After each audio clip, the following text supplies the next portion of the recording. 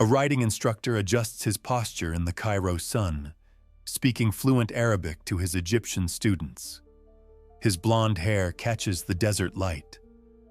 Former Wehrmacht officers gather around him, sharing stories of North African campaigns they supposedly fought together.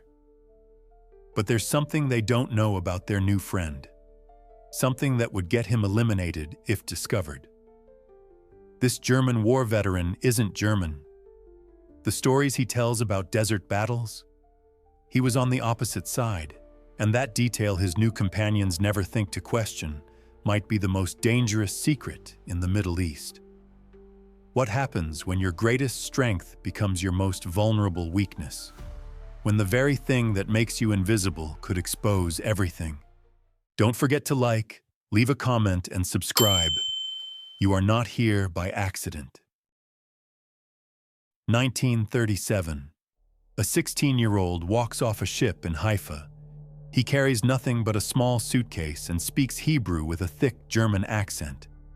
His mother follows behind, glancing nervously at the British officials checking their papers. The boy's name is Wolfgang Lotz. Within weeks, that name will disappear forever. Palestine in the late 30s pulses with tension. Jewish settlers build kibbutzim while Arab riots sweep through Jerusalem. The British struggle to maintain order as two peoples claim the same land. Young Wolfgang watches this chaos and makes a decision that will shape everything that follows. He changes his name to Ziv Gur Are. Ziv means wolf in Hebrew. The symbolism isn't lost on him. But here's what's fascinating about this transformation. Most Jewish boys undergo circumcision as infants. Religious law demands it. Community expects it. Yet Wolfgang's German mother had refused this tradition. Her son remained uncircumcised. In Palestine, surrounded by other Jewish refugees, this detail stays hidden. Nobody asks, nobody checks. But years later, in Cairo, this same detail will become his most valuable asset. Ziv joins the Haganah, the underground defense force protecting Jewish settlements. He learns to fight. More importantly, he learns to watch, to listen, to remember faces and conversations. When World War II erupts, the British Empire calls up residents of Palestine. Ziv finds himself wearing a British uniform, heading back toward the land he fled. Alexandria, 1941. Captured German soldiers sit in makeshift prison camps, waiting for interrogation. The British need interpreters who speak perfect German. They call for Ziv. Something remarkable happens during these sessions. The young man who fled Germany as Wolfgang now questions German prisoners as Ziv. He speaks their language flawlessly, understands their cultural references, knows their military slang. The captured soldiers relax around him. They share stories about their units, their commanders, their fears. They complain about the heat, discuss their girlfriends back home, reveal which officers they trust and which they despise. Ziv absorbs everything, every nickname, every inside joke, every detail about life in the Wehrmacht's North African units. These aren't just military debriefings anymore.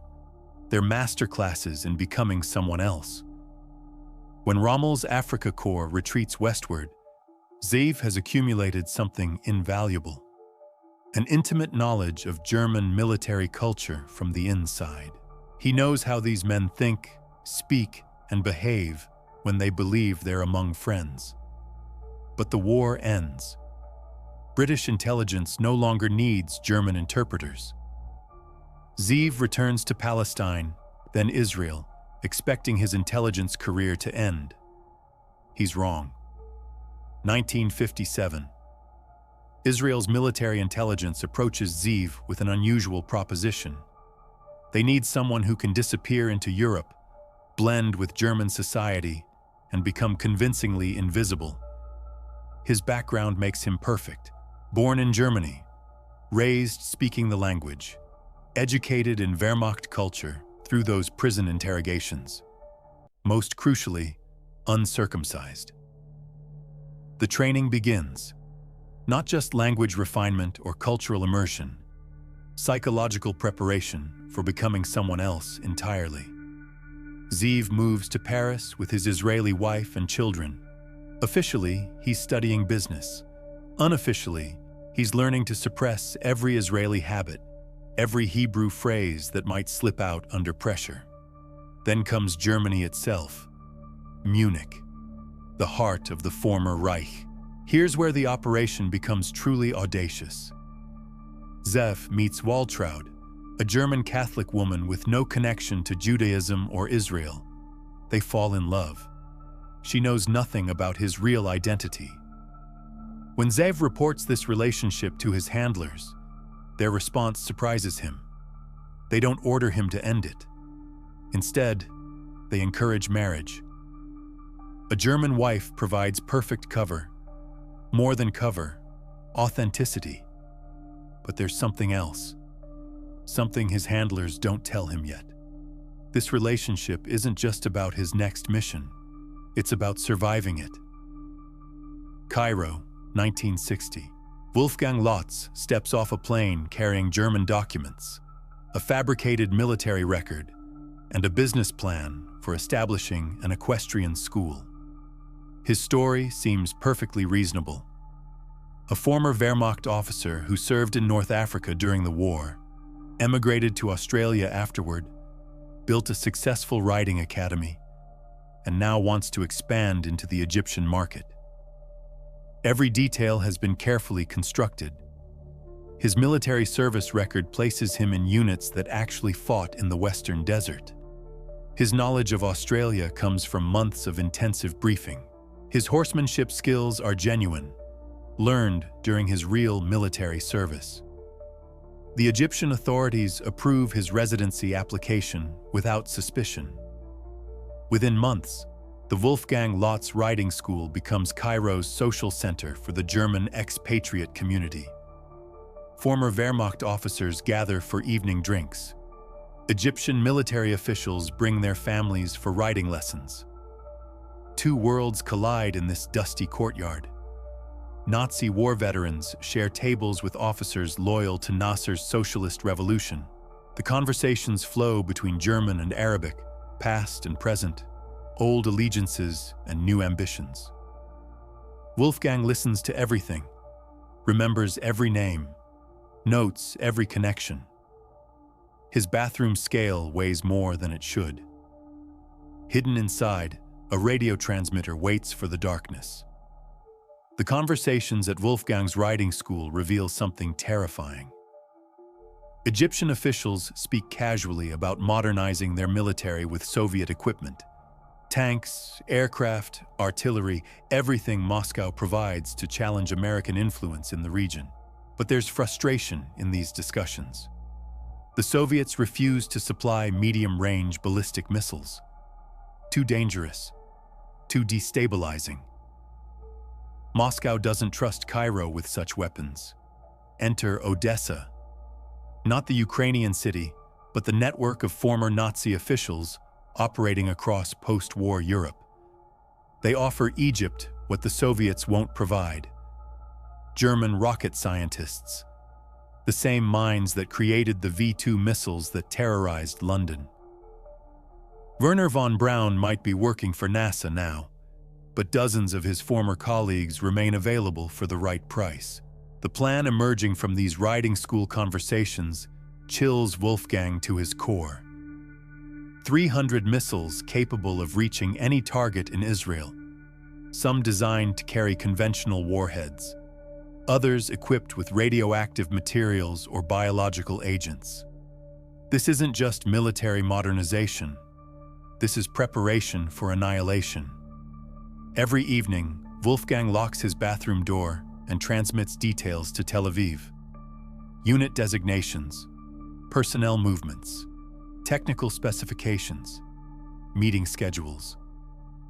But his handlers want more than intelligence. They want sabotage. Hamburg postmarks begin appearing on packages delivered across Cairo. The recipients, German scientists working on Nasser's missile program. The first package arrives at Dr. Weber's home. His secretary, Hannelore Wende, opens what appears to be technical documents from a European supplier.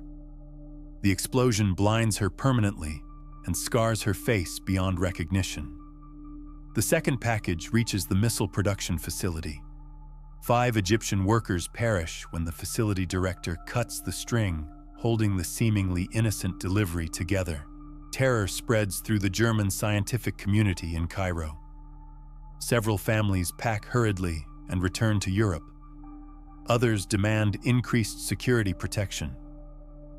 Egyptian intelligence launches a massive investigation. They know someone is systematically targeting their missile program. Someone with access to names, addresses, and detailed knowledge of the project's structure. They're looking for a spy. They just don't suspect the one hiding in plain sight. But Wolfgang's activities have attracted dangerous attention. Soviet advisors arrive in Cairo to investigate the security breaches. They bring equipment designed to detect unauthorized radio transmissions. The net tightens around Wolfgang's riding school. Syrian intelligence captures an Israeli operative in Damascus. Under interrogation, Eli Cohen reveals details about radio equipment identical to what Wolfgang uses in Cairo. Soviet technicians study Cohen's transmitter. They recognize the frequency patterns, the signal strength, the transmission timing. Their triangulation equipment can now hunt for similar devices operating elsewhere in the region. 22nd of February, 1965. Egyptian police surround the riding school at dawn. They search every room methodically. Wolfgang maintains his composure, speaking German with his usual authority, demanding explanations for this intrusion into his business. The bathroom scale feels heavier than usual when they lift it. Inside, they discover the radio transmitter that has been sending Israeli intelligence reports for nearly 5 years. But the discovery creates an unexpected problem for the Egyptians. How can this man be an Israeli spy? He's clearly German, a former Wehrmacht officer. His wife confirms his background. His friends vouch for his anti-Jewish sentiments. The interrogation begins with a fundamental misunderstanding that might save his life. Wolfgang's second wife, Waltraud, knows her husband is a spy. She's known for months, but she believes he works for Western intelligence. NATO, perhaps, or the CIA, fighting communist influence in the Middle East. When Egyptian interrogators question her, she confirms this assumption. Yes, her husband gathers information. Yes, he has radio equipment, but he's working for the West against Soviet expansion. The Egyptians find this explanation perfectly logical. A former German officer living under a democratic government naturally opposes communist influence. His activities make complete sense within Cold War dynamics. Meanwhile, Wolfgang endures weeks of beatings and psychological pressure. Egyptian interrogators want names of his network, details of his operations, confirmation of his Western handlers. He gives them carefully crafted partial truths. Yes, he gathered military intelligence. Yes, he has European contacts. No, he won't reveal operational details, but he never admits working for Israel. That confession would mean immediate elimination for both him and Waltraud. West German embassy officials in Cairo receive urgent communications from Bonn. A German citizen has been arrested on espionage charges. Diplomatic protocol requires consular access and legal representation. The cultural attaché visits Wolfgang in prison. They speak in German about his situation. Wolfgang maintains his cover story while subtly indicating the gravity of his circumstances. Behind the scenes, Mossad orchestrates a brilliant deception. They convince West German authorities that Wolfgang Lotz is indeed a German intelligence asset working for NATO interests in the Middle East. The lie becomes official policy. Bonn demands proper treatment for their citizen. German lawyers arrive to oversee the legal proceedings. This diplomatic pressure saves Wolfgang from the harshest interrogation methods. Egyptian authorities must now consider international ramifications of their treatment of this prisoner. The trial becomes a public spectacle, but Wolfgang's life is no longer in immediate danger. Life imprisonment. The Egyptian court delivers its verdict in 1966. Wolfgang will spend his remaining years in Cairo's prison system. His wife receives 3 years, but gains release after serving less than 12 months. She returns to Germany, emotionally shattered by the experience. Wolfgang adapts to prison life. He exercises regularly, reads voraciously, and mentally catalogs everything he observes about Egyptian security procedures. 2 years pass. June 1967. Israeli aircraft destroy Egyptian air bases in surprise dawn attacks. The Six-Day War begins and ends with Israel occupying the Sinai Peninsula, capturing hundreds of Egyptian soldiers. Prisoner exchanges become inevitable diplomatic necessities. Wolfgang's name appears on negotiation lists, not as Wolfgang Lotz, the German businessman, but as Zeev Gur-Ari, Israeli intelligence officer. The revelation shocks his Egyptian captors. This man they imprisoned as a German spy was actually Israeli all along. The interrogations, the trial, the diplomatic interventions, everything based on a fundamental misidentification. 300 Egyptian prisoners of war cross into Israeli custody. In exchange, one uncircumcised Jew returns home. Tel Aviv welcomes Zeev as a national hero. Military ceremonies, media interviews, official recognition for extraordinary service under impossible circumstances. But heroism carries unexpected costs. Waltraud files for divorce shortly after his return. The woman who unknowingly provided his cover story cannot reconcile the man she married with the operative she discovered. Their relationship becomes another casualty of his double life. Zeev rebuilds his existence once again. New identity documents, new address, new relationships with people who understand his history. Yet something fundamental has changed. Years of pretending to be someone else have left psychological scars that don't heal easily. Which identity feels real anymore? Wolfgang, the German businessman? Zeev, the Israeli soldier? The prisoner who survived by maintaining a lie under extreme pressure? He begins writing. Memoirs become therapy. The process of documenting his experiences helps distinguish between the roles he played and the person he actually is. His autobiography becomes an international bestseller.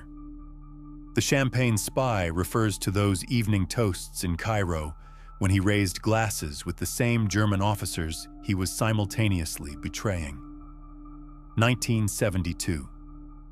Israeli forces invade Lebanon, pursuing Palestinian militants operating from refugee camps. The operation requires guides familiar with Middle Eastern terrain and culture. Defense Minister Ariel Sharon personally invites Zeev to serve as a consultant for Western journalists covering the conflict. His experience and language skills would prove invaluable. Zeev declines. The man who spent years living multiple identities no longer wants to navigate between truth and deception. He's tired of calculating which version of reality to present to different audiences. Waltraud dies suddenly of heart complications. Medical specialists believe her condition developed during the stress of imprisonment in Cairo. Even in death, his espionage career continues claiming lives. Zeev retreats further from public attention. He settles in Munich, the German city where his transformation began decades earlier. The location seems appropriate for someone whose life has come full circle. 1993.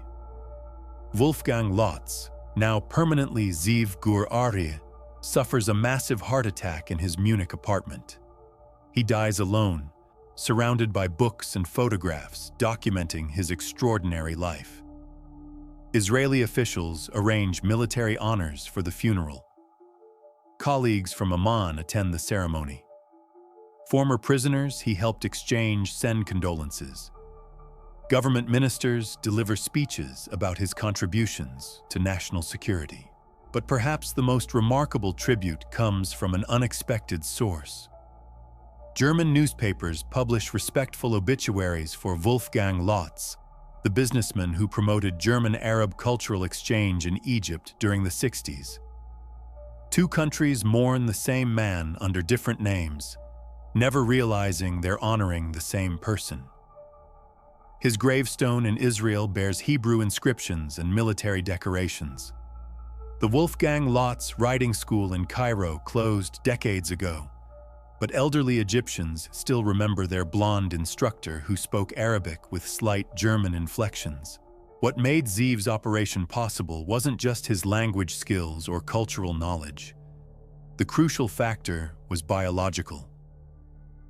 Traditional Jewish religious law requires circumcision. For centuries, this physical mark served as definitive proof of Jewish identity. German soldiers routinely checked suspected Jews during wartime. Soviet intelligence used the same method. Ziev's uncircumcised state allowed him to pass the most basic identity verification. When suspicious Egyptians demanded physical proof of his non-Jewish background, he could provide it immediately. This advantage was almost accidental. His secular German mother had simply chosen not to follow religious customs she didn't personally observe. Her decision created possibilities she never imagined. But physical deception was only part of Ziev's success. His psychological preparation proved equally crucial. During those wartime interrogations in Alexandria, he had absorbed authentic Wehrmacht culture. Not just military procedures or strategic information, but the social dynamics that created bonds between soldiers. How they joked during card games, which topics they avoided in mixed company, how they addressed superior officers informally, the small gestures and verbal habits that marked someone as genuinely belonging to their community. Living as Wolfgang Lotz created an unexpected psychological challenge. The character wasn't just a professional disguise. He developed real relationships with the people he was deceiving. German expatriates in Cairo trusted him with personal confidences. Egyptian officers invited him to family celebrations. His riding students looked forward to their lessons and sought his advice about their horses. These weren't strategic assets to be manipulated.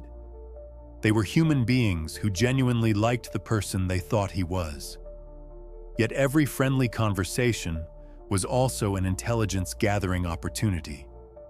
Every social invitation provided access to restricted information. Every expression of trust revealed details that might help Israel prepare for future conflicts. The moral complexity of his situation intensified when the letter bomb campaign began. Some targets were legitimate military threats. Others were civilian scientists who might have believed they were working on peaceful space research. Hannelore Vende, the secretary who lost her eyesight, had no involvement in weapons development. She was processing paperwork for what she thought was an industrial project. The 5 Egyptian workers who perished weren't scientists or military officers. They were technicians trying to earn wages for their families. Ziev executed his orders, but the human cost complicated his understanding of the mission's righteousness. By 1964, Soviet advisors in Cairo had identified patterns in the security breaches affecting Nasser's missile program. Someone with detailed access was systematically compromising classified information. Their investigation methods were sophisticated. Electronic surveillance equipment designed for tracking unauthorized radio transmissions. Psychological profiling techniques developed for identifying foreign operatives. Counterintelligence protocols proven effective against CIA operations. The discovery of Eli Cohen's radio equipment in Damascus provided the breakthrough they needed. Soviet technicians analyzed the device's specifications, transmission frequencies, and operational patterns. Similar equipment had to be operating elsewhere in the region. Their triangulation sweeps focused on Cairo, specifically areas where German expatriates gathered socially. The riding school's location placed it directly within their search parameters, but there was something the Soviets didn't anticipate. Their investigation assumed the spy would be identifiably Jewish or obviously connected to Israeli intelligence networks. Wolfgang Lotz fitted neither profile. His German identity was so convincing that even Soviet behavioral analysts dismissed him as a potential threat. The irony was perfect. Their preconceptions about Jewish physical characteristics created a blind spot in their surveillance. 22nd February 1965. Egyptian security forces surround the riding school before dawn. Wolfgang wakes to shouting voices and approaching footsteps. Through his bedroom window, he sees military vehicles blocking every exit. There's no time to destroy evidence or signal warnings. The radio hidden in his bathroom scale becomes a ticking bomb waiting to detonate his entire operation. The search takes hours. Egyptian officers examine every room, every piece of furniture, every personal belonging. They're looking for something specific, but Wolfgang doesn't know exactly what. When they find the transmitter, the reactions are confused rather than triumphant. This equipment confirms their suspicions about espionage activity, but the location makes no sense. How could this German war veteran be the spy they're hunting? His background is impeccable. His anti-Jewish statements are well documented among the German community. His wife vouches for his Western loyalties. The interrogation begins with Egyptian officers genuinely puzzled by their discovery. Under physical pressure and psychological manipulation, Wolfgang eventually admits to espionage activities.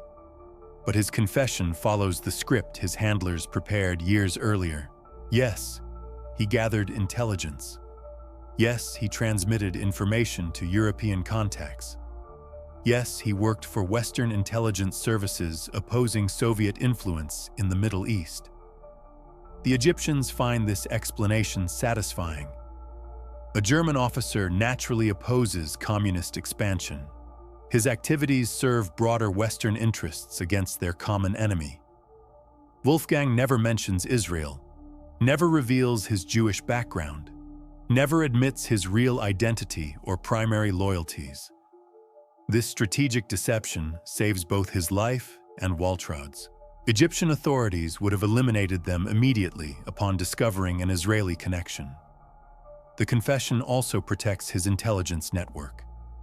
By claiming to work for Western services, Wolfgang diverts Egyptian attention away from actual Israeli operations in the region. His trial becomes a showcase for Egyptian justice rather than a security emergency.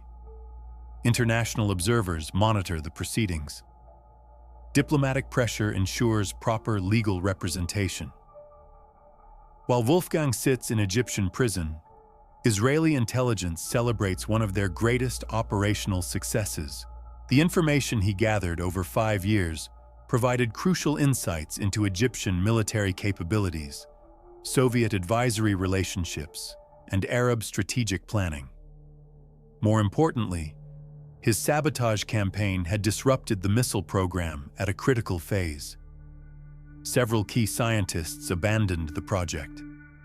Technical delays multiplied. International scrutiny increased. By the time of Wolfgang's arrest, the Egyptian missile threat had diminished significantly from its original scope.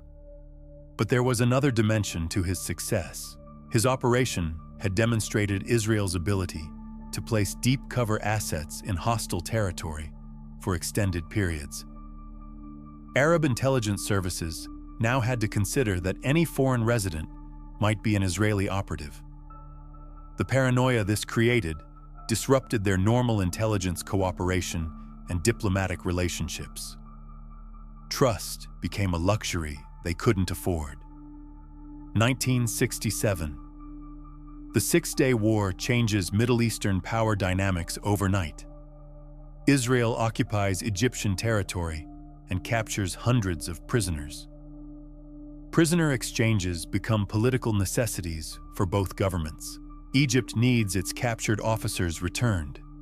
Israel wants its citizens released from Arab prisons. Negotiations include Wolfgang's name on Israeli lists, but his status remains deliberately ambiguous.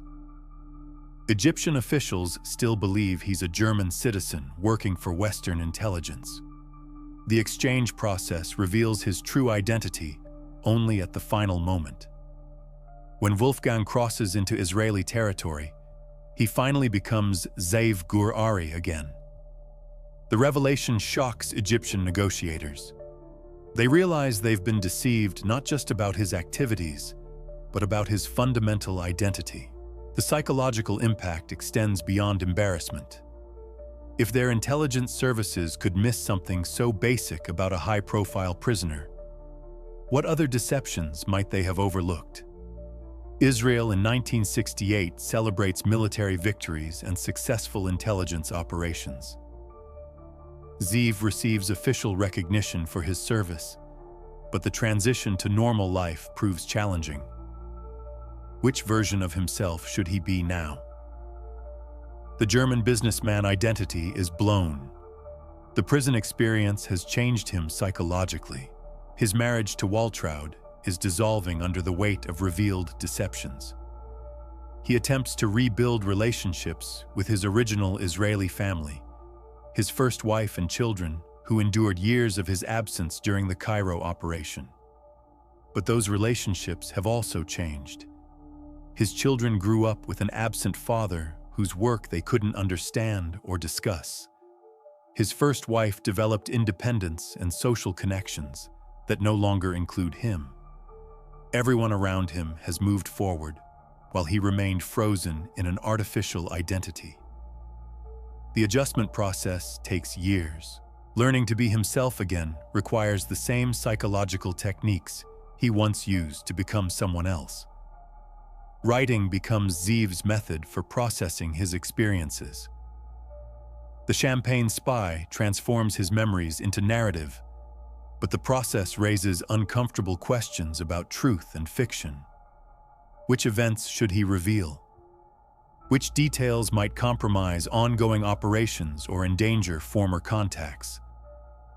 His story becomes popular precisely because readers can't distinguish between authentic experiences and literary embellishment. The line between reality and performance has blurred for both the author and his audience. Book tours require him to play a version of himself for public consumption. Interviews demand explanations of decisions that were made under circumstances most people couldn't imagine.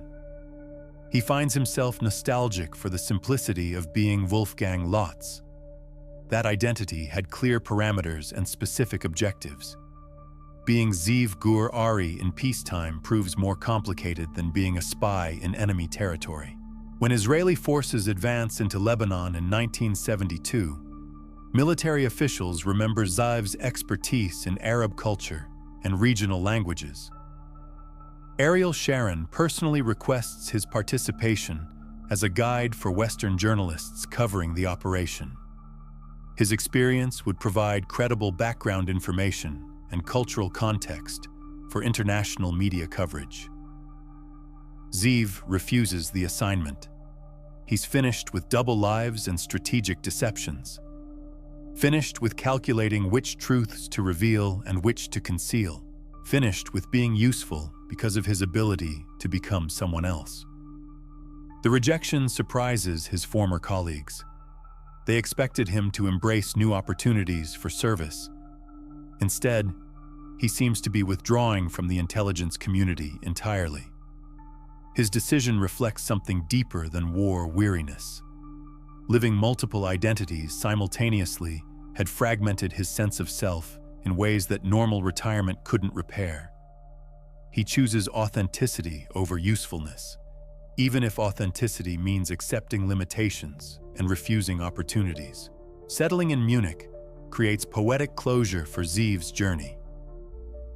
The city where he first learned to be Wolfgang Lotz becomes the place where he finally stops being anyone other than himself. German neighbors know him as a quiet retiree who occasionally receives visitors from Israel. They're unaware that this elderly man once operated one of the most successful intelligence networks in Middle Eastern history. His apartment overlooks streets where Nazi rallies once took place. The historical irony isn't lost on him.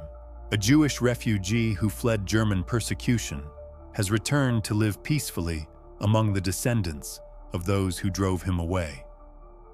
But Munich in the 1980s is a different city than the Munich of the 1930s. Democracy has replaced totalitarianism. International cooperation has replaced aggressive nationalism. The European Union has created frameworks for peaceful resolution of disputes. Ziev observes these changes with the perspective of someone who lived through the worst possibilities and helped prevent their repetition. What does Wolfgang Lotz represent in the broader context of intelligence history? His operation succeeded because it exploited assumptions rather than challenging them directly. Egyptian security services couldn't imagine that a convincingly German war veteran might be Jewish, Israeli, and completely committed to their enemy's cause. The deception worked precisely because it seemed impossible. But his story also reveals the human costs of extended undercover work. Every relationship Wolfgang formed in Cairo was built on lies. Every friendship was instrumentalized for intelligence purposes. Every moment of apparent authenticity was actually performance. The psychological toll of such operations extends beyond the immediate participants. Waltraud discovered that her marriage was partially a professional assignment.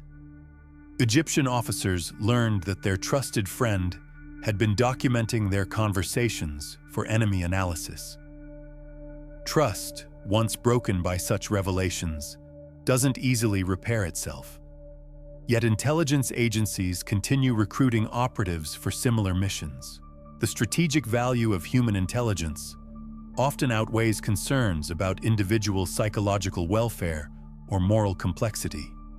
Wolfgang Lotz died in 1993, 30 years after his operation in Cairo ended. His obituaries in Israeli newspapers praised his contributions to national security. German publications remembered a businessman who promoted international cultural exchange. Neither version captured the complete truth. He was Wolfgang and Ziev, German and Israeli, Wehrmacht veteran and Jewish refugee, loyal husband and strategic deceiver, hero and manipulator. His greatest achievement wasn't gathering intelligence or sabotaging enemy weapons programs. It was demonstrating that identity itself can become a weapon when deployed with sufficient skill and commitment. The uncircumcised spy who convinced everyone he was someone else leaves behind a question that extends far beyond espionage. How well do we really know the people around us? In a world where appearances deceive and backgrounds can be fabricated, Wolfgang Lotz's story reminds us that the most dangerous enemies might be hiding in plain sight. They might even be serving us champagne.